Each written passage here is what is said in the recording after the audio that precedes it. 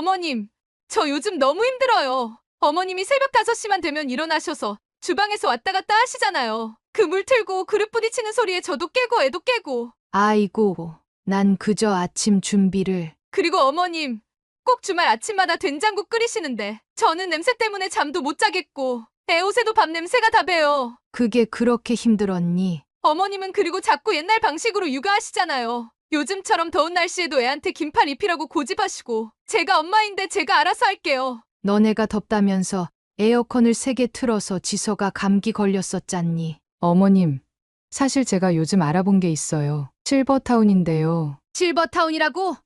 집 받자마자 실버타운 얘기하는 게 무슨 경우니? 생각보다 정말 좋은 곳이더라고요. 돌아가신 아버님의 사망보험금도 있으시잖아요. 거기다 그동안 모아두신 노후자금도 꽤 되시잖아요. 그걸로 충분히.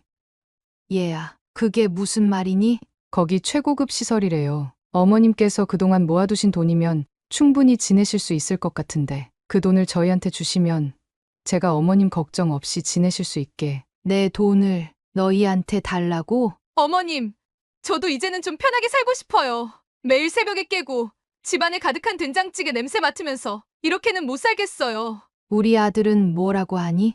남편도 동의해요. 어머님, 이제 연세도 있으시고 전문적인 케어가 필요하실 때예요. 우리 아들이 그렇게 말했다고? 네, 어머님, 저희가 이렇게 말씀드리는 게 다 어머님 건강을 생각해서예요. 어머님도 편하실 거고 저희도 이렇게 말씀드리기 힘들었어요. 하지만 어머님을 위해서.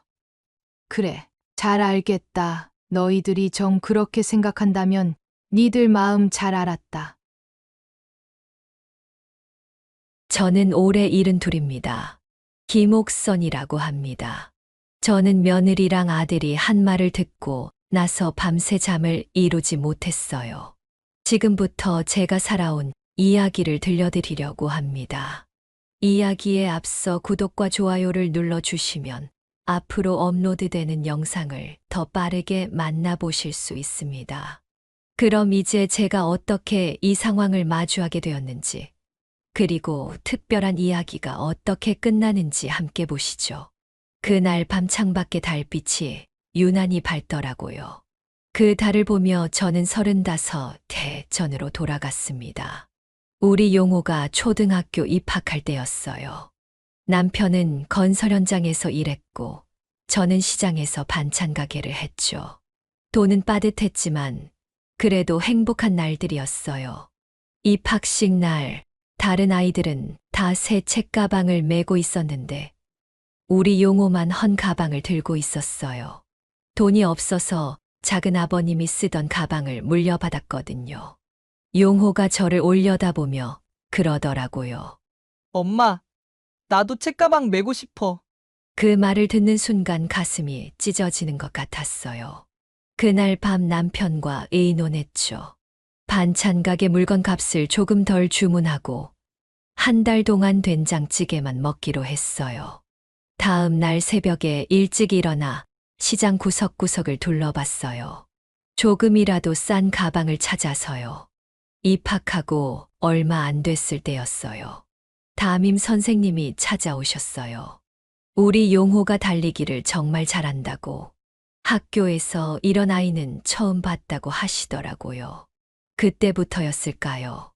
운동회만 되면 우리 용호는 늘 1등이었어요. 달리기는 물론이고 높이뛰기, 멀리뛰기, 뭐든 잘했죠. 공부는 조금 뒤처졌지만 운동하는 모습을 보면 얼마나 자랑스러웠는지 몰라요. 남편은 퇴근하고 늦은 시간에도 용호랑 운동장을 뛰었어요. 아들이 운동선수가 되면 좋겠다고.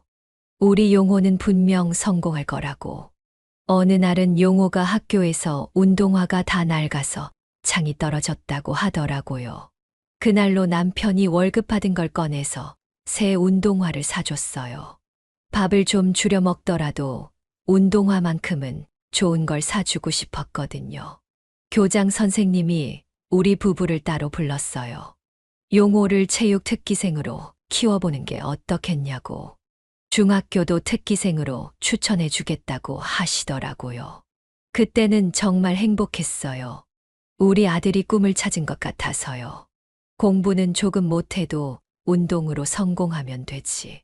그렇게 생각했죠. 그런데 어제 우리 아들이 나를 실버타운에 이제는 내가 짐이 됐다고 목이 메어 더 이상 말을 잇지 못하겠어요. 그때 그 작은 운동화 신고 운동장을 누비던 우리 아들이 이제는 나를 돈으로 정리하려고 하다니 밤새 생각해 봤어요. 내가 뭘 잘못했나? 우리 용호를 어떻게 더 잘 키웠어야 했나? 이렇게 내 새끼 입에서 그런 말을 들을 줄은, 이럴 줄은 정말 몰랐습니다. 우리 용호가 체육 특기생으로 중학교에 입학하던 날이었어요. 교복을 입은 모습이 얼마나 자랑스럽던지 남편은 그날 처음으로 일을 빼달라고 했어요. 아들 입학식만큼은 꼭 가보고 싶다고 건설 현장 반장님이 모지이기는 척 허락해 주셨죠. 중학교에 가니 용호가 더 바빠졌어요. 아침 6시에 나가서 저녁 9시까지 운동했죠. 전국체전을 준비한다고 도시락을 3개씩 쌌어요. 아침, 점심, 저녁. 운동하는 아이라 많이 먹어야 한다고 선생님이 그러시더라고요. 반찬값이 많이 들었지만 아들 생각하면 아깝지 않았어요. 어느 날은 용호가 학교에서 울면서 왔어요. 육상부 선배들이 자기보다 좋은 운동화 신었다고. 그때 남편이 또 월급을 털어서 비싼 운동화를 사줬죠. 그날 밤 남편이 그러더라고요. 우리 아들 꿈을 위해서라면 뭐든 할 수 있다고. 첫 전국체전에서 우리 용호가 중등부 800m 2등을 했어요. 시상대에 올라가는데 얼마나 눈물이 나던지 남편은 그날 처음으로 술을 마셨어요. 아들 자랑하면서 2학년 때는 전국체전에서 은메달을 땄어요. 그때 우리 시장 현수막에도 걸렸죠. 시장 사람들이 다 알아봤어요. 김옥선 씨 아들 용호, 육상 은메달리스트. 매일 아침 새벽 연습을 가는 아들 뒷모습을 보면서 얼마나 대견하던지. 코치님이 우리 용호를 특별히 예뻐하셨어요. 장래가 촉망되는 선수라고. 3학년 때는 큰 시련이 왔어요. 용호가 연습하다가 다리를 다쳤거든요. 의사 선생님이 한 달은 쉬어야 한다고. 아들이 걱정돼서 밤마다 다리를 주무르고 찜질해줬어요. 남편은 퇴근하고 마사지를 해주고. 우리 부부는 그때 아들 다리 하나에 온 정성을 쏟았죠. 다행히 용호가 빨리 회복했어요. 고등학교도 체육 특기생으로 추천받았고. 우리 가족은 그렇게 하나하나 이겨냈어요. 우리 용호가 힘들 때마다 했던 말이 생각나요. 엄마, 아빠, 내가 꼭 성공할 거예요. 나중에 효도할게요. 그 말이 우리 부부한테는 약이었어요. 그런데 그렇게 효도하겠다던 우리 아들이 이제는 목이 메어서 말을 잇지 못하겠어요. 어제 며느리가 했던 그 말이 자꾸 귓가에 맴돌아요. 실버타운. 그 단어가 가슴을 파고드네요. 그때는 몰랐어요. 우리 아들이 커서 이렇게 변할 줄은 말이죠. 용호가 고등학교에 입학하고 얼마 되지 않았을 때예요. 남편이 야근하고 돌아오다가 교통사고를 당했어요. 그날따라 비가 많이 왔거든요. 술 취한 운전자가 중앙선을 넘어왔다고 하더라고요. 장례를 치르고 나서 가장 먼저 든 생각은 용호의 운동이었어요. 남편 사망보험금으로 당장의 생활은 될 것 같았지만 운동선수 키우는데 드는 돈은 더 많이 들었습니다. 그래서 더 바빠졌어요. 새벽 4시에 일어나 시장 청소를 하고 낮에는 반찬 가게를 하고 저녁에는 식당 일을 했어요. 그래도 용호의 운동화는 늘 새 것으로 신겼어요. 남편이 그렇게 당부했거든요. 우리 아들 운동화만큼은 최고로 사주라고. 고등학교 육상부는 더 돈이 많이 들었어요. 보충제도 사야 하고 전지훈련도 가야 하고 전국체전 준비할 때는 특별 식단도 챙겨야 했죠. 반찬 가게 수익으로는 모자라서 밤늦게 포장마차에서 떡볶이도 팔았어요. 어느 날은 용호가 갑자기 울면서 들어왔어요. 운동 그만두고 싶다고. 엄마가 너무 힘들어 보인다고. 그날 밤 얼마나 울었는지 몰라요. 아들을 꼭 안아주면서 말했죠. 엄마는 절대 힘들지 않다고. 내가 운동하는 모습을 보는 게 엄마의 낙이라고.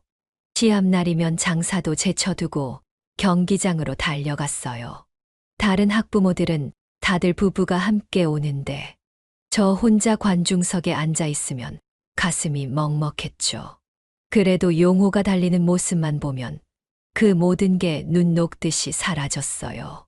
고2 때 전국체전에서 우리 용호는 동메달을 땄어요.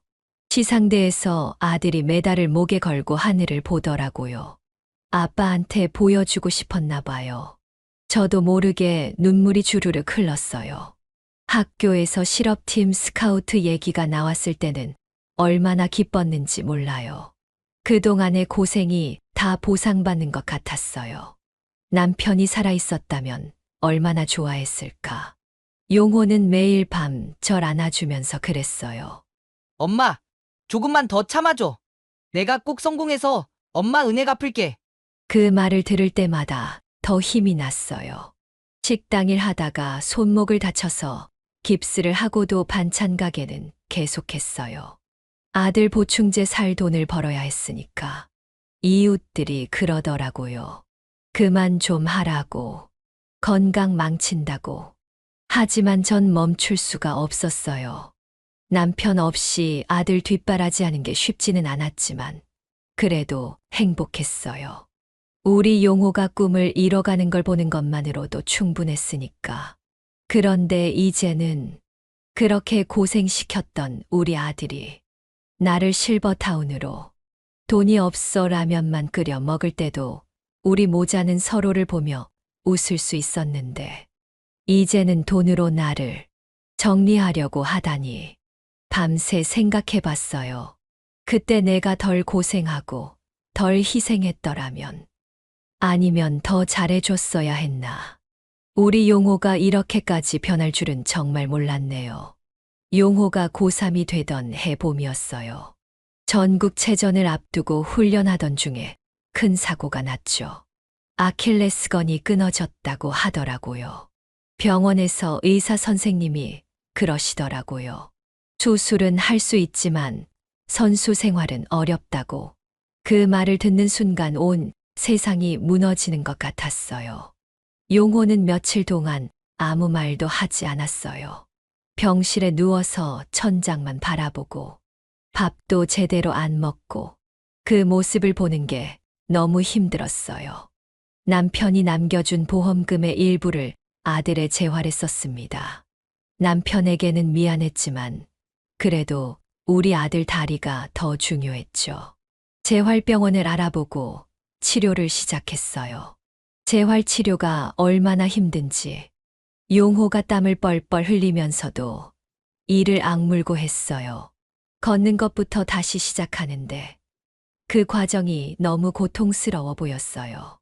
어느 날은 용호가 물어보더라고요. 엄마, 나 이제 어떡하지? 그동안 운동밖에 모르고 살았는데. 전 아들 손을 꼭 잡고 말해줬어요. 걱정하지 마. 너는 운동을 잘 아는 만큼 그걸 다른 아이들한테 가르쳐 줄 수 있지 않을까. 그렇게 용호가 체육교육과를 목표로 공부를 시작했어요.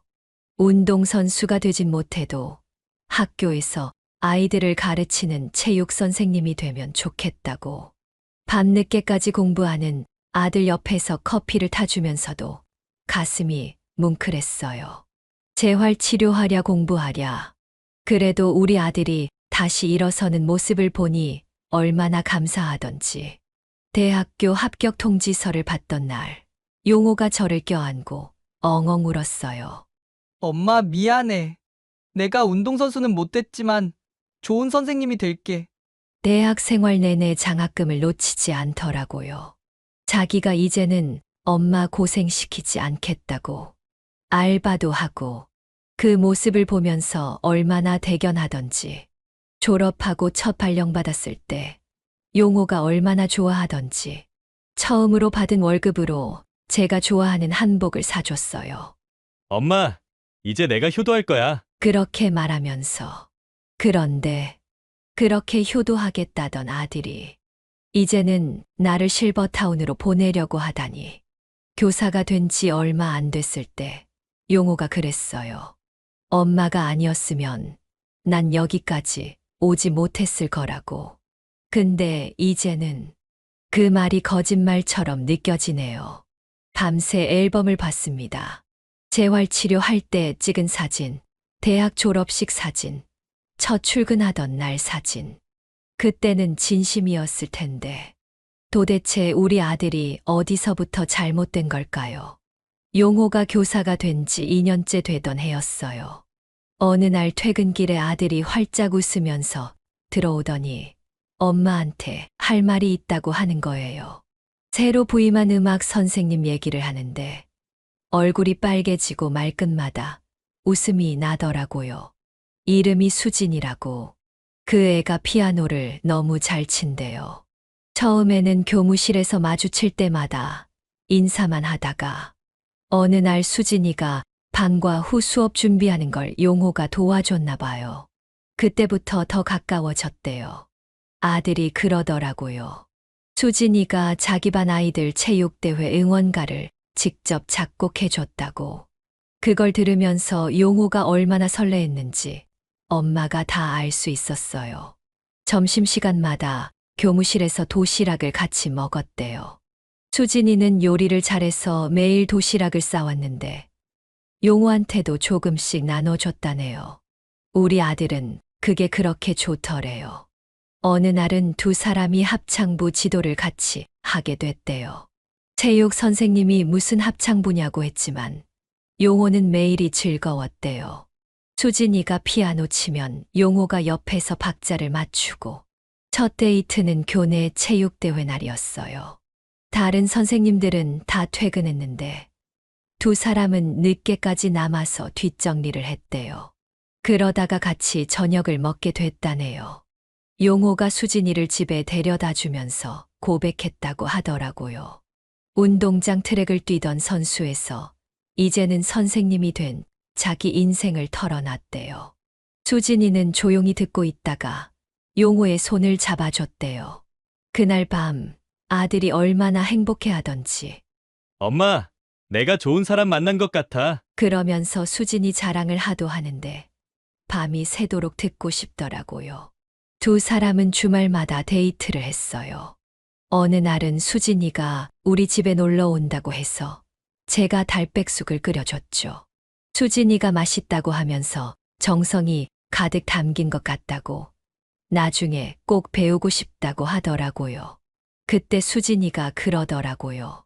어머니, 제가 용호 선생님 처음 봤을 때부터 느꼈어요. 아이들을 위해서 최선을 다하시는 모습이 너무 멋있었다고. 용호는 수진이 앞에서 절대 다리가 불편하다는 말을 하지 않았대요. 그런데 수진이는 다 알고 있었던 거예요. 오히려 그런 용호의 모습이 더 진심으로 느껴졌다고. 두 사람이 서로를 바라보는 눈빛을 보면서 마음이 따뜻해졌어요.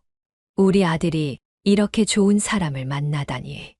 그때는 정말 행복했어요. 지금도 가끔 그때 사진을 봐요. 수진이가 피아노 치는 걸 용호가 옆에서 바라보던 모습. 두 사람 다 참 순수했는데 나중에 지서가 태어나고 나서도 이렇게 변할 줄은 몰랐네요. 용호가 어느 날 저녁에 수진이를 정식으로 소개하고 싶다고 하더라고요.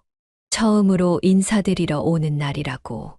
그날 아침부터 얼마나 긴장되던지 시장에 가서 제일 좋은 과일을 골랐어요. 수진이가 홍시를 좋아한다고 해서 대봉감도 샀죠. 현관벨이 울리고 수진이가 들어왔는데 보자마자 가슴이 뭉클해지더라고요. 두 손에 예쁜 꽃다발을 들고 90도로 허리를 숙여 인사하는데 수진이가 첫마디로 한 말이 아직도 생생해요. 어머니, 제가 용호 선생님 옆에서 평생 효도하며 살고 싶어요. 허락해 주세요. 식탁에 앉아서 이런저런 얘기를 나눴어요. 수진이는 전라도 순천이 고향이래요. 어릴 때부터 피아노를 쳤다고. 부모님은 다 돌아가셔서 언니랑 둘이 산다고 하더라고요. 수진이가 제가 하는 말 한마디, 한마디를 그렇게 귀담아 들을 수가 없더라고요. 제가 반찬 가게 하면서 고생한 얘기를 하니까 눈물을 글썽이면서 어머니 손이 다 트셨네요. 하면서 제 손을 잡아주더라고요. 용호 어릴 적 사진을 보여주는데 수진이가 그렇게 관심 있게 보더라고요. 운동선수였던 시절 이야기를 하니까 안타까워하면서 어머니가 얼마나 고생하셨겠어요. 하면서 저녁 먹고 설거지는 절대 제가 하면 안 된다고 자기가 하겠다고 고집을 부리더라고요. 용호가 말렸는데도 끝까지 해내고 차 마시면서 수진이가 그러더라고요. 어머니, 걱정 마세요. 제가 용호 선생님 다리 안 좋은 거 잘 알고 있어요. 제가 평생 곁에서 보필하면서 살게요. 돌아갈 때는 제가 남은 홍시를 싸줬어요. 수진이가 받아들면서 눈물이 그렁그렁한 거예요. 어머니, 이렇게 챙겨주시고 예뻐해 주셔서 감사해요. 그날 밤 용호한테 얘기했어요. 수진이 같은 며느리를 얻으면 여한이 없겠다고. 아들이 얼마나 좋아하던지. 수진이는 그 뒤로도 주말마다 찾아와서 절 도와줬어요. 반찬 가게 일도 거들고 집안일도 하고 결혼도 하기 전에 그렇게 살뜰히 챙겨주는 게 고마웠죠.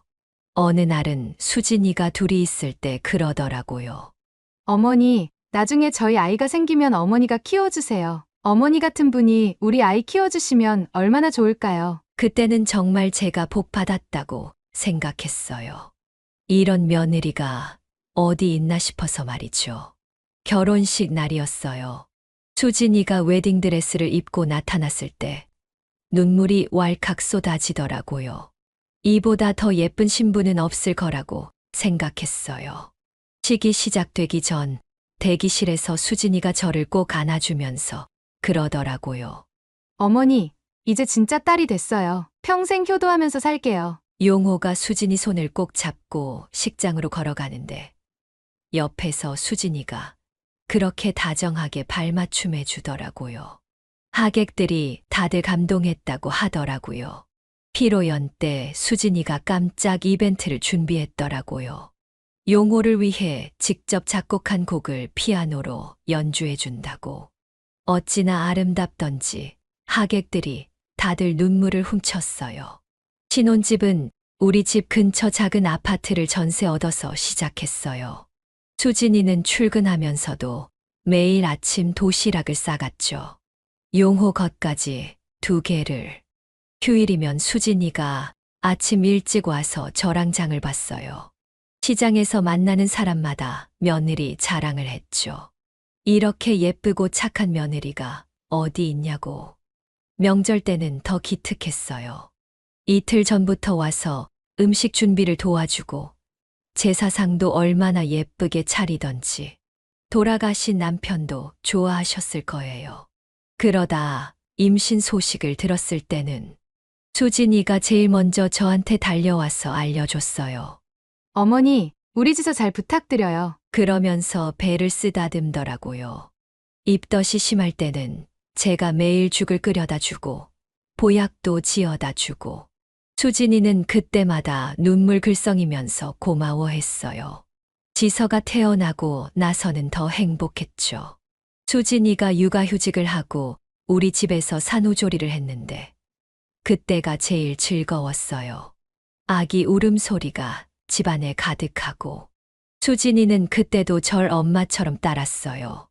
육아에 대해서 하나하나 물어보고 제가 시키는 대로 다 하고 지서 젖병 소독하는 법부터 포대기 감는 법까지. 용호도 얼마나 좋아했는지 몰라요. 퇴근하고 오면 지서 안고 수진이 안고 우리 가족을 보면 제 가슴이 따뜻해졌어요. 한 번은 수진이가 그러더라고요. 어머니, 우리 지서가 이렇게 건강하게 자라는 것도 다 어머니 덕분이에요. 어머니가 계셔서 정말 감사해요. 지서가 3살이 될 때까지는 정말 행복했어요. 수진이는 아침마다 일찍 일어나서 운동하러 가는 용호 도시락을 싸주고 저한테는 따뜻한 우유를 떠다 주고, 주말이면 우리 네 식구가 집 앞 공원에 가서 산책을 했어요. 지선은 아빠 어깨에 타고 수진이는 제 팔짱을 끼고, 이웃들이 우리 가족 보면서 부러워했죠. 명절 때마다 수진이가 얼마나 기특하던지. 이틀 전부터 와서 저랑 같이 준비하고, 친정도 없는 애가 시댁일을 그렇게 열심히 하더라고요.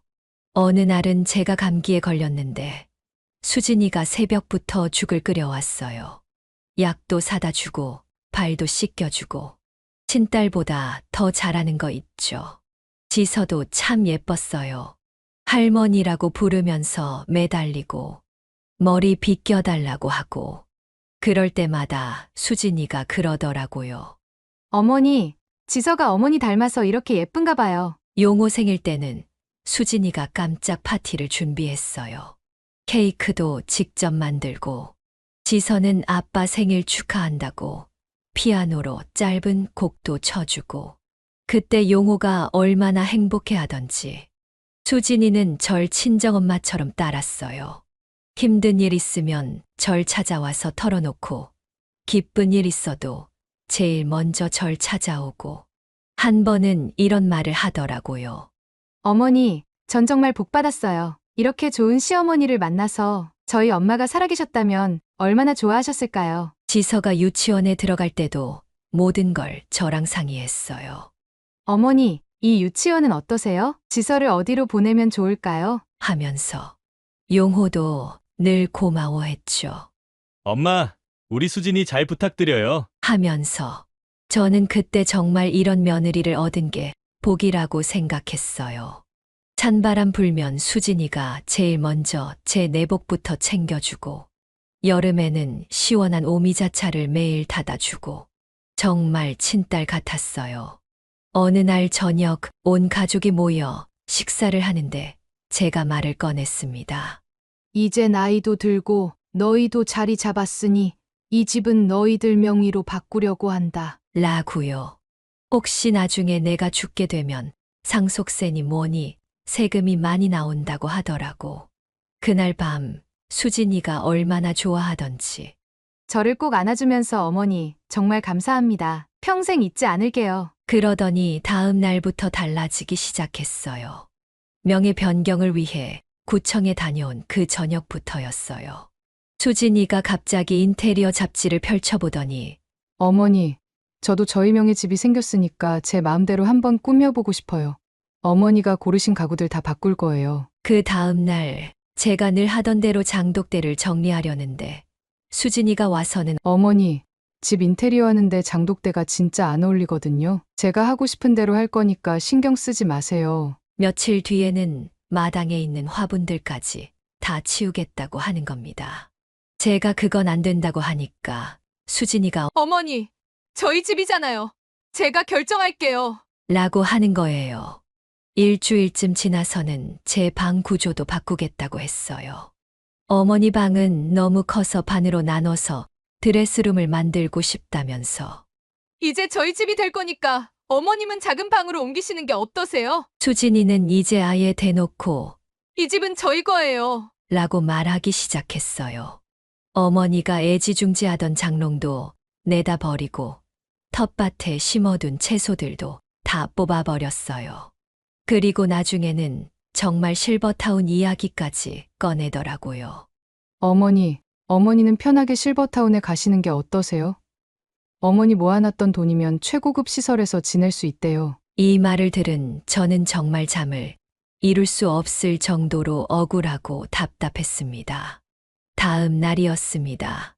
한숨도 못 자고 밤을 꼬박 새운 다음 날 아침 일찍 구청에서 전화가 왔어요. 명의 변경 신청한 서류에 문제가 있다고 법무사를 통해서 다시 신청해야 한다고 하더라고요. 그 전화를 받는 순간 온몸에 전율이 흘렀어요. 마치 하늘이 저를 도와주는 것 같았죠. 아침 밥상을 물리고 있는데 수진이가 와서 그러더라고요. 어머니, 오늘은 제가 집 전체 구조를 바꾸려고 인테리어 업체를 부를 거예요. 어머니 방도 공사할 거니까 짐을 빨리 정리해 주세요. 그 순간 머릿속이 하얘지면서 이런 생각이 들더라고요. 이 집을 줘버리면 나는 정말 갈 곳이 없겠구나. 은행에 가는 길에 정신이 없었어요. 이 집을 수진이 앞으로 넘기면 평생 이 집에서 살았던 내 흔적이 다 사라지겠지. 남편이랑 처음 이사 와서 꾸몄던 마당, 용호 키우면서 하나둘 장만했던 가구들 다 없어지겠구나. 은행에서 통장을 해지하면서 문득 생각이 났어요. 이 돈으로 용호 공부시키고 취직시키고 이제는 이 돈으로 나를 실버타운으로 보내려고 하는구나. 그때였어요. 문득 떠오른 생각이 이 집을 팔면 어떨까? 명의 변경이 문제가 생긴 이야기를 듣고 오는 버스에서 수많은 생각을 하면서 집에 온 그날 저녁에 수진이가 또 다시 실버타운을 얘기하던 때 제 마음이 확실히 정리되더라고요. 그래, 법무사를 찾아가서 이 집을 수진이한테 줄 게 아니라 금매로 내놓자. 지금이라도 부동산에 내놓으면 집으로 돌아오는 길에 중개사 사무실에 들렀어요. 우리 집이 역세권이라 잘 나가는 매물이래요. 금매로 내놓으면 일주일 안에도 거래가 가능하대요. 현관문을 열고 들어서는데 수진이가 인테리어 업체 사람들이랑 이야기하고 있더라고요. 제 방을 가리키면서 여기는 다 부수고 이렇게 저렇게 방으로 들어와 문을 잠그고 창밖을 바라봤어요. 마당에 핀 들꽃들, 장독대, 텃밭, 모든 게 서럽게 느껴졌지만 이제 결심은 섰어요. 내일이면 부동산에 매물로 나갈 우리 집. 35년을 살아온 이 집이지만 이제는 떠나야겠어요. 수진이 손에 넘어가서 이렇게 하나둘 밀려나느니 차라리 깨끗이 정리하는 게 낫겠어요. 평생 살아온 집을 팔아야 한다고 생각하니 가슴이 미어졌지만 이게 이 상황에서 내가 할 수 있는 마지막 선택인 것 같아요. 아침 일찍 부동산에 다녀왔어요. 금매로 내놓으니까 부동산에서 좋아하더라고요. 역세권이라 금방 나갈 거래요. 7억에 내놓으면 2주일도 안 걸릴 것 같다고 집으로 돌아와서 용호한테 전화를 걸었어요. 오늘 저녁에 온 가족이 외식하고 싶다고. 전화기 너머로 들리는 아들 목소리가 왜 이리 낯설게 느껴지던지. 마지막 저녁 식사인데 어디로 가면 좋을까 고민하다가 용호가 어릴 때 자주 가던 소고기 집으로 예약했어요. 그때는 돈이 없어서 특별한 날에만 갔었는데 아들이 매달 따면 꼭 이리 데려오곤 했었죠. 옷장을 열어보니 남편이 사준 마지막 한복이 보이더라고요. 이걸 입고 용호 임용식에 갔었는데 그때는 우리 아들이 이렇게 변할 줄 몰랐죠. 화장대 앞에 앉아 머리를 빗으면서 생각했어요. 내가 운동선수 되겠다던 아들 다리가 다쳤을 때 밤새 붙잡고 울면서 재활치료해주고 남편 사망보험금으로 대학도 보내고 그런데 이제는 그 돈으로 실버타운에 들어가라니 지갑에는 카드를 넣고 통장은 가방 깊숙이 챙기고 이제 이 집을 떠날 준비는 다 끝났어요. 아들은 수진이 말만 듣더니 실버타운이 좋대요. 어머니 거기 가시면 좋을 것 같아요. 그러더라고요. 수진이가 평소보다 더 화려하게 꾸미고 나왔더라고요. 본인 명의로 들어올 집을 생각하면서 그랬겠죠. 지선은 그날따라 유난히 할머니한테 붙더라고요. 마치 이별을 아는 것처럼 저도 모르게 지서를 꼭 안아줬어요. 지서야, 너만은 커서 이러지 말아다오. 식당에 도착해서 자리에 앉았는데 수진이가 봤다는 실버타운 얘기를 하기 시작하더라고요. 한 달에 300만 원이면 충분하대요. 어머니가 모아두신 돈이면 평생 지내실 수 있대요. 그 말을 듣는데 갑자기 치가 떨리더라고요. 내 통장 잔고까지 계산해 가면서 이런 것들한테 한 푼이라도 줄 수 없다는 생각이 확 들었어요. 용호는 수진이 말에 맞장구를 치면서 팸플릿을 보여주더라고요. 엄마, 여기 수영장도 있고 텃밭도 있대요. 거기서 친구도 만드시고. 순간 머릿속에 노인복지관이 떠올랐어요. 얼마 전 뉴스에서 보던 독거노인 무료급식소.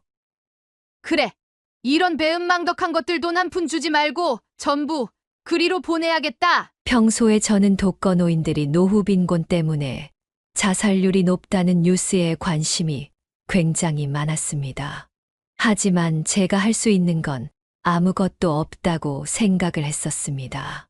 하지만 아들 내외가 하는 걸 보고 제가 뭘 할 수 있는지를 깨닫게 되었습니다. 소고기를 구우면서 마음이 더욱 단단해졌어요. 이 돈이면 몇 분의 할머니, 할아버지가 따뜻한 밥을 드실 수 있을까? 내 전 재산이 좋은 곳에 쓰일 수 있겠구나. 수진이는 계속 실버타운 얘기만 하고 용호는 거기 가면 좋을 거라고 하고 그 모습을 보면서 마음이 더욱 확고해졌어요. 이런 사람들한테 재산을 남기느니 차라리 어려운 분들을 돕는 게 낫겠다. 이게 마지막 식사가 될 거란 걸 아들도 며느리도 모르겠죠. 전 그저 웃으면서 고기를 구워줬어요.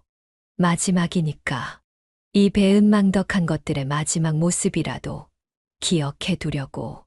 그리고 이 돈으로 내가 어떤 선한 일을 할 수 있을지 생각하니 마음이 오히려 편안해지더라고요. 그날 밤 잠을 이루지 못하고 창밖만 바라봤어요. 달빛이 유난히 밝더라고요. 새벽녘이 되자 결심이 섰습니다. 아침 일찍 부동산을 찾아갔어요. 문 열자마자 첫 손님이었죠. 우리 집을 급매로 내놓고 싶다고 했더니 부동산 사장님이 깜짝 놀라더라고요. 그 좋은 집을 파신다고요? 역세권에 있는 그 집을 아들 내외분은 알고 계신가요?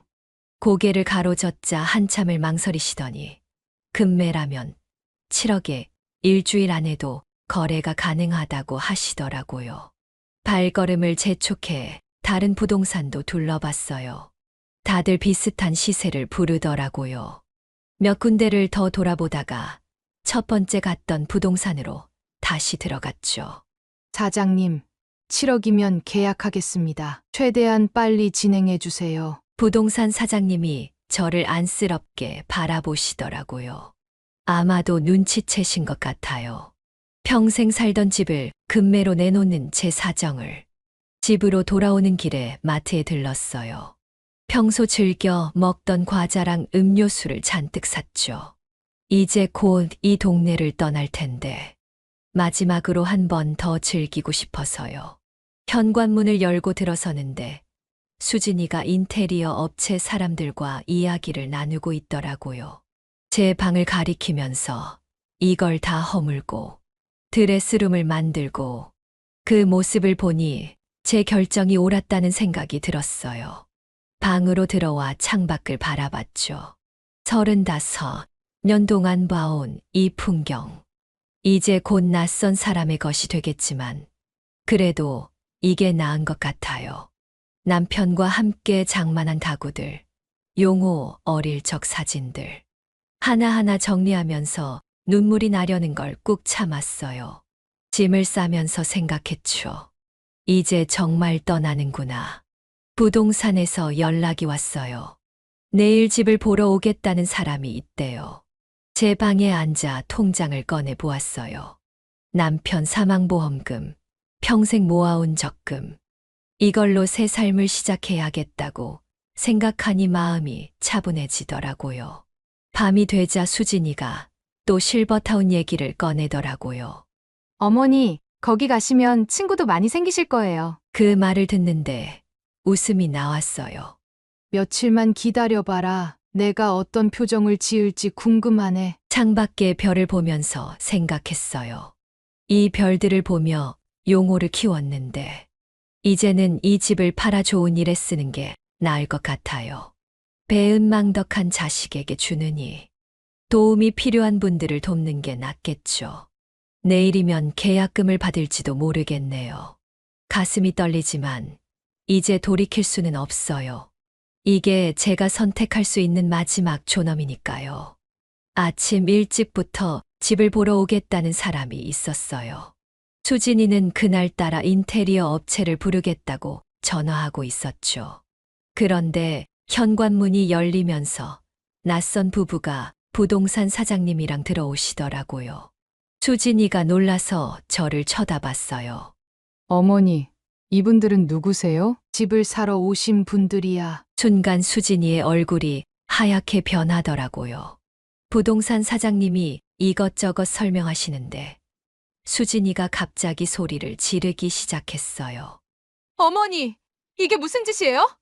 어머니가 저희한테 주신다고 하셨잖아요. 그때 용호가 놀란 얼굴로 뛰어들어왔어요. 학교에서 급하게 온 것 같았어요. 엄마, 이게 무슨 일이에요? 어떻게 이럴 수가 있어요? 전 차분히 대답했어요. 이 집은 아직 4명이야. 팔고 싶으면 팔 수 있지. 수진이가 그 자리에서 주저앉아 울기 시작했어요. 용호는 제 손을 잡으며 애원하듯 말했죠. 엄마, 제발, 우리가 잘못했어요. 다시 예전처럼 살아요. 제발 집을 팔지 말아주세요. 하지만 전 이미 마음을 굳혔어요. 며칠 전 실버타운 얘기하던 그 목소리가 아직도 귓가에 맴돌았거든요. 방문객들이 당황해서 나가시는데 부동산 사장님이 저한테 속삭이듯 말씀하시더라고요. 내일 다시 오시겠대요. 오늘은 상황이 이러니 수진이는 계속 울고 있었고 용호는 제 방으로 들어와 무릎을 꿇더라고요. 엄마, 제가 잘못했어요. 수진이도 잘못했어요. 이제 다시는 실버타운 얘기 안 할게요. 제발. 그런 용호를 보면서 생각했어요. 내가 다리 다쳐서 운동 못 한다고 울 때는 그렇게 다정하게 안아주더니 이제는 집 때문에 이렇게 무릎을 꿇는구나. 수진이도 제 방으로 들어와 빌더라고요. 어머니, 제가 잘못했어요. 제가 너무 이기적이었어요. 이제 어머니 말씀 잘 들을게요. 근데 이상하게 마음이 하나도 안 흔들리더라고요. 오히려 더 단단해졌어요. 이런 식으로 변하는 게 사람이구나. 재산 앞에서는 이렇게 쉽게 무릎도 꿇는구나. 내일 계약할 거야. 너희들 그동안 고마웠어. 그 말을 하니까 두 사람 다 바닥에 주저앉아 엉엉 울더라고요. 지서도 놀라서 방으로 들어와 이게 무슨 일이냐고 물었죠. 근데 전 이상하게 마음이 편했어요. 그동안 이 집에 매여서 이 사람들한테 매여서 살았는데 이제는 내 선택으로 끝낼 수 있다는 게 오히려 후련했어요. 밤이 늦도록 아들 내외는 울면서 저를 설득하려 했지만 제 마음은 이미 정해져 있었어요. 내일이면 모든 게 끝나겠죠. 아침 일찍 계약자분들이 오셨어요. 수진이는 밤새 울었는지 눈이 퉁퉁 부어 있더라고요. 용호도 한숨도 못 잔 것 같았어요. 거실에서 계약서에 도장을 찍는데 아들 내외가 무릎을 꿇고 늘어졌어요. 엄마, 제발, 마지막으로 한 번만 더 기회를 주세요. 어머니, 제가 잘못했어요. 다시는 그러지 않을게요. 하지만 전 이미 도장을 찍고 있었어요. 계약금 5천만 원을 받으면서도 손이 떨리지 않더라고요. 이상하게 마음이 차분했어요. 짐은 이미 다 챙겨뒀어요. 30년을 넘게 살았는데 정작 가지고 갈 건 그리 많지 않더라고요. 옷가지 몇 벌, 사진 앨범, 몇 가지 그릇. 남편과의 추억이 담긴 것들만 골랐어요. 지서가 울면서 제 치마를 잡았어요. 할머니, 가지 마세요. 저 이제 할머니랑 떨어지기 싫어요. 그제서야 수진이가 지서한테 할머니를 멀리하라고 했던 게 생각나서 지서를 꼭 안아줬어요. 우리 지서야, 할머니가 미안해. 나중에 꼭 보자. 짐을 들고 현관문을 나서는데 용호가 제 앞을 막아섰어요. 엄마, 이러시면 안 돼요. 저희가 잘못했잖아요. 한 번만 더 기회를 주세요. 문득 용호가 다리 다쳤을 때가 생각났어요. 그때도 이렇게 울면서 매달렸었죠. 그때는 제가 그렇게 안아주고 달래줬는데 이제는 용호야, 엄마는 이제 가야겠다. 수진이는 계단에서 주저앉아 울고 있었어요. 제가 지나가자 갑자기 제 발목을 붙잡더라고요. 어머니, 제발, 저 때문이잖아요.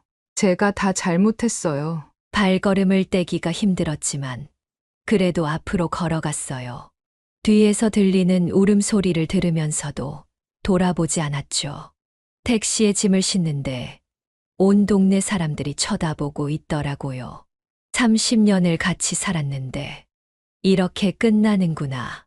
차가 출발하면서 백미러로 보니까 용호랑 수진이가 길바닥에 주저앉아 우는 게 보이더라고요.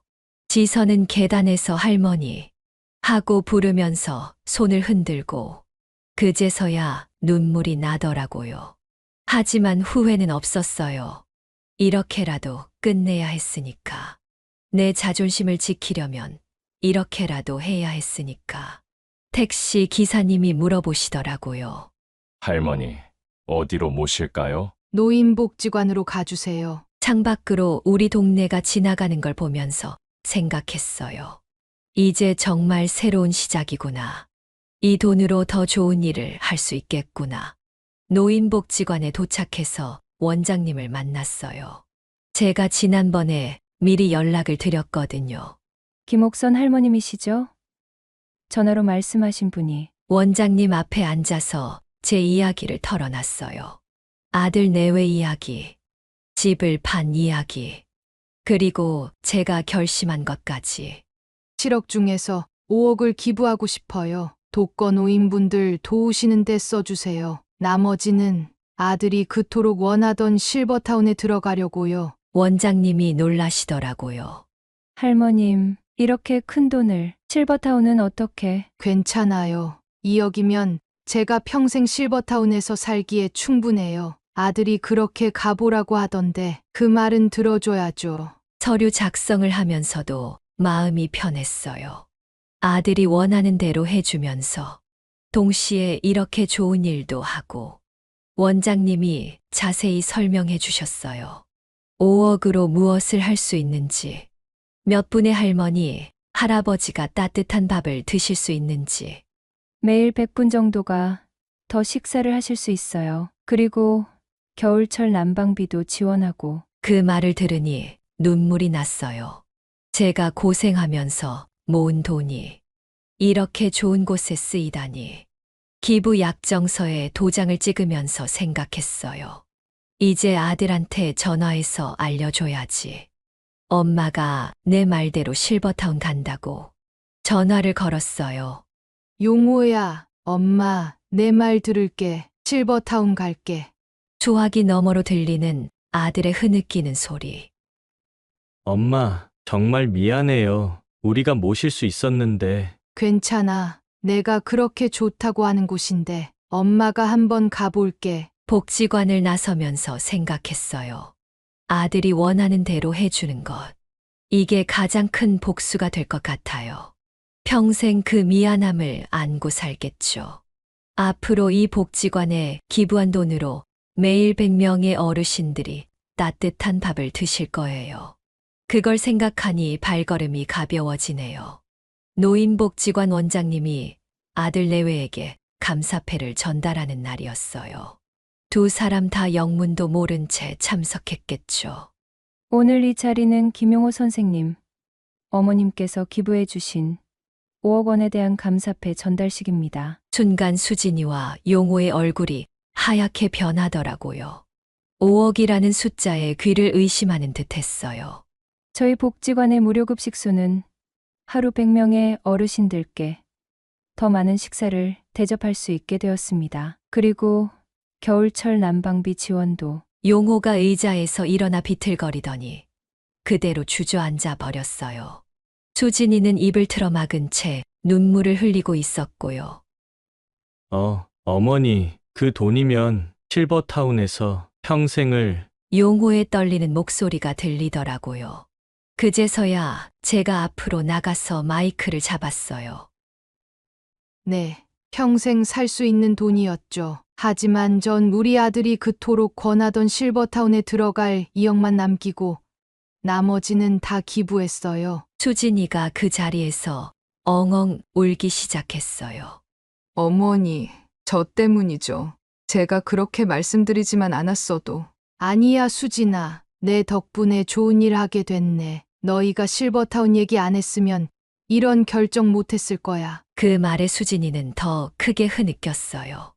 용호는 제 앞에 와서 무릎을 꿇더라고요. 엄마, 제가 잘못했어요. 그래도 우리가 모실 수 있었는데 이렇게까지 하실 필요는. 이게 잘못된 게 아니야. 너희가 바라는 대로 해준 거야. 실버타운 가라며. 그래서 가기로 했잖아. 행사가 끝나고 원장님이 저한테 오셔서 그러시더라고요. 할머님, 아드님이 너무 마음 아파하시는 것 같은데. 전 웃으면서 대답했어요. 괜찮아요. 이렇게라도 해야 우리 아들이 깨달을 것 같아서요. 집으로 돌아가는 차 안에서 용호가 계속 울더라고요. 수진이도 한마디도 못하고 눈물만 훔치고 이상하게도 전 마음이 편했어요. 제가 평생 모은 돈으로 좋은 일도 하고 아들이 그토록 원하던 실버타운도 가고 이제 이 아이들은 평생 이 날을 잊지 못할 거예요. 독거노인 무료급식소를 지나칠 때마다 실버타운에 절 면회 올 때마다 늘 마음 한구석이 아플 테지요. 실버타운으로 가는 택시 안에서 창밖을 바라봤어요. 이제 진짜 새로운 시작이구나. 아들이 원하는 대로 해주면서 동시에 제가 하고 싶은 일도 하고 이상하게 마음이 편안해지네요. 실버타운에 입주한 지 2달쯤 지났을 때예요. 갑자기 용호가 찾아왔어요. 평소와 다르게 초췌한 모습이더라고요. 엄마, 아들의 목소리가 떨리고 있었어요. 얼굴은 헬쑥하고 눈은 충혈되어 있었죠. 무슨 일 있니? 엄마, 제가 큰 일을 저질렀어요. 용호가 흐느끼기 시작했어요. 알고 보니 도박빚에 시달리다가 생활기록부를 조작했다는 거예요. 공부는 잘하는데 체육 성적은 안 좋은 아이 내신 성적을 올려주는 대신 부모한테 촌지를 받았다나 아마 도박빚 때문에 저를 실버타운에 보내려고 했는지도 모르겠습니다. 다른 선생님이 그걸 발견하고 교육청에 신고를 했대요. 이제 저 선생 자리도 잃고 파면될 것 같아요. 순간 가슴이 미어졌어요. 그래도 내 아들인데. 하지만 이내 마음을 다잡았죠. 그래서 엄마한테 뭘 바라는 거니? 엄마, 제가 지금 파면은 막아야 해서 변호사 비용이 필요해요. 혹시 기부하신 돈 중에 말끝을 흐리는 아들을 보니 너무 서글펐어요. 그래도 꾹 참고 물었죠. 그래서 얼마나 필요한데? 5천만 원 정도요. 변호사님이 그 정도면 징계위원회에서. 그 돈이면 몇 분의 할머니, 할아버지가 1년 동안 식사를 하실 수 있는 금액인 줄 알아? 용호가 고개를 푹 숙였어요. 미안해요, 엄마. 제가 정신이 나가서 이제 와서 이런 말씀을 드리는 게. 내가 지금 그 돈이 아쉬워서 찾아온 거니? 아니에요. 그게 아니라. 그럼 뭐니? 그동안 엄마 실버타운 가라고 할 때는 언제고, 이제 와서 돈이 필요하니까 찾아오는 거니? 용호가 바닥에 무릎을 꿇고 엉엉 울기 시작했어요. 일주일 후 용호가 다시 찾아왔어요. 이번에는 수진이 없이 혼자. 징계위원회 결과가 나왔다고 하더라고요. 정직 6개월이래요. 그래도 파면은 면했어요. 아들이 참 작아 보였어요. 예전에 당당하던 모습은 온데간데 없고. 엄마, 이제서야 제가 얼마나 큰 잘못을 저질렀는지 알 것 같아요. 어떤 잘못? 성적 조작도 그렇고 엄마한테 그런 못된 짓을 한 것도요. 창밖을 바라보며 깊은 숨을 내쉬었어요. 내가 실버타운 얘기를 꺼냈을 때 엄마 마음이 어땠는지 알아? 엄마, 그날 밤 엄마는 잠을 한숨도 못 잤어. 내가 그렇게 키운 아들이, 내 새끼가 나를 이렇게 버리려고 하는구나. 심장이 찢어지는 것 같더라. 용호가 고개를 푹 숙였어요. 내가 다리 다쳤을 때 엄마가 얼마나 발버둥 쳤는지 기억나니? 남편 사망보험금으로 재활치료 받게 하고 대학 등록금 댈 때도 반찬 가게 하면서 온갖 고생을 다 했는데 죄송해요. 엄마, 미안하다고 하면 다 끝나니? 그렇게 쉽게 부모 자식 간의 정이 끊어지는 줄 알아? 목이 메어왔지만 참았어요. 너희가 실버타운 얘기할 때 엄마는 죽고 싶더라. 내가 그렇게 사랑했던 아들한테 이렇게 버림받는구나. 용호가 흐느끼기 시작했어요. 그래서 엄마가 결심했다. 너희가 그토록 원하는 실버타운에 들어가 주자. 그게 너희를 더 아프게 할 것 같아서. 엄마, 제발. 이제 와서 뭘 어쩌라고.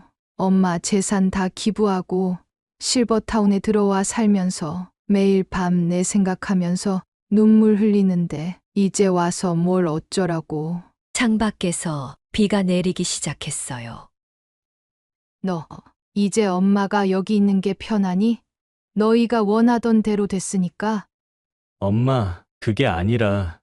가봐. 이제 더 할 말 없잖아. 그리고 다음에 올 때는 엄마 돈 때문에 오지 말고 정말 보고 싶어서 오든지. 용호가 나가고 나서야 참았던 눈물이 터져 나왔어요. 내 아들이, 그렇게 사랑했던 내 아들이, 이제는 낯선 사람이 되어버린 것만 같아서. 엄마, 정말 죄송해요. 제가 이런 아들이 되어서. 창밖을 바라보는데 눈물이 나려고 하더라고요. 하지만 꾹 참았어요. 일어나. 무릎 꿇지 마. 내가 저지른 일은 내가 책임져야지. 엄마, 이제 가봐. 더 이상 할 말 없잖아. 용호가 절뚝거리며 나가는 뒷모습을 보니 가슴이 미어졌어요. 하지만 이게 맞는 것 같았어요. 내 아들이 진정으로 뉘우치려면 이렇게라도 해야. 문이 닫히고 나서야 눈물이 쏟아졌어요. 아들을 도와주고 싶은 마음은 굴뚝 같은데 이번만큼은 스스로 해결하게 해야 할 것 같아서 어느 날 수진이가 찾아왔어요. 처음에는 실버타운 로비에서 망설이다가 결국 제 방까지 올라왔더라고요. 문을 열어주자마자 수진이가 무릎을 꿇더니 고개를 땅에 박고 절을 하는 거예요. 어머니, 정말 죄송합니다. 수진이의 등이 떨리고 있었어요. 며칠 전에 복지관에 다녀왔어요. 어머님이 기부하신 돈으로 매일 어르신들이 식사를 하시는 걸 봤어요. 그분들이 얼마나 행복해 하시는지. 고개를 들지 못하고 흐느끼는 수진이를 보니 마음이 복잡했어요. 어르신들이 그러시더라고요. 우리 같은 사람을 위해 이런 큰 돈을 기부하신 분이 정작 본인은 실버타운에 계신다고. 그 말씀 듣는데 제 가슴이 찢어지더라고요. 수진이가 고개를 들었어요. 얼굴이 눈물로 범벅이 되어 있었죠. 그동안 제가 얼마나 이기적이었는지, 어머님의 마음을 얼마나 아프게 했는지 이제야 깨달았어요. 창밖을 바라보며 한숨을 쉬었어요. 복지관에서 무료급식 받으시는 어르신들 보니까 다들 저보다 더 어려운 형편이시더라고요. 근데 어머님은 그분들을 위해 5억이나 전 겨우 집 한 채 욕심내다가 이렇게 큰 죄를 지었네요. 이제 와서 뭘 어쩌자고. 어머니, 저희 집으로 돌아오세요. 제가 잘못했어요. 이제는 정말 딸처럼. 말을 끊고 일어섰어요. 수진아, 이제 늦었어. 엄마는 여기서 지내는 게 편해. 너희가 그토록 원하던 대로. 어머니, 그리고 난 후회 안 해. 그 돈으로 좋은 일 할 수 있어서 오히려 감사해. 내가 실버타운 얘기 안 했으면 이런 결정 못 했을 거야. 수진이가 다시 흐느끼기 시작했어요. 용호 정직 당하고 도박빚 갚는다고 너희 투룸으로 옮기고 어려운 일 많지? 그래도 그게 내 인생의 큰 공부가 될 거야. 어머니, 저희가 너무 잘못했어요. 이제 가봐. 지서 학원 갈 시간 됐을 거야. 수진이가 나가고 나서 창밖을 바라봤어요. 복지관 쪽을 바라봤습니다.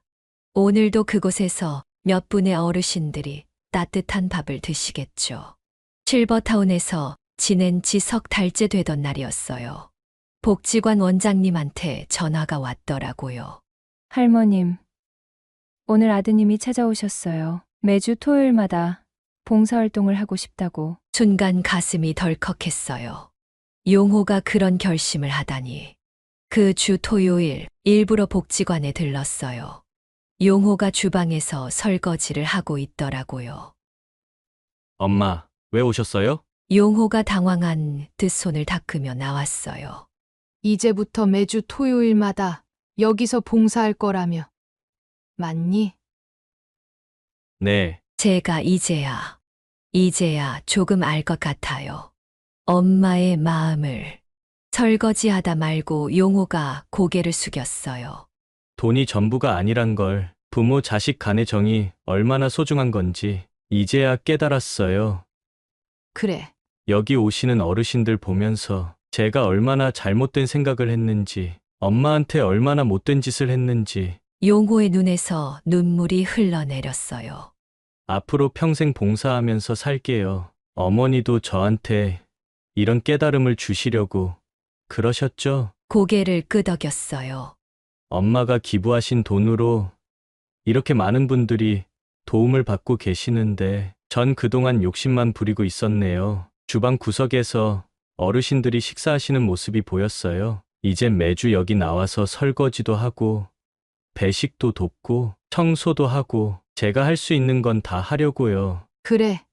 잘 생각했다. 엄마, 용서해 주실 수 있으세요? 잠시 침묵이 흘렀어요.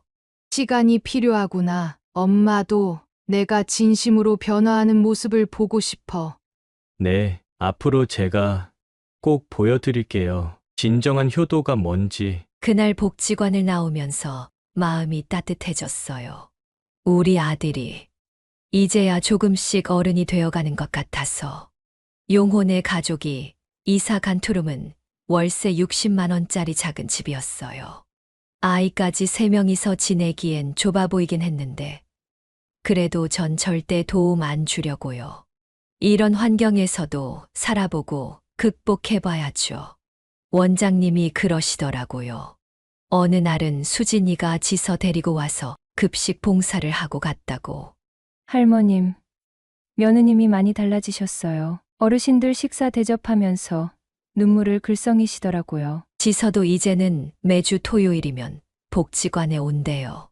어르신들 식판 나르는 걸 돕고 가끔은 피아노도 쳐드리고. 용호는 이제 얼굴에 편안한 미소가 돌아왔어요. 수진이도 예전처럼 화려한 옷은 없어졌지만 눈빛이 달라졌대요.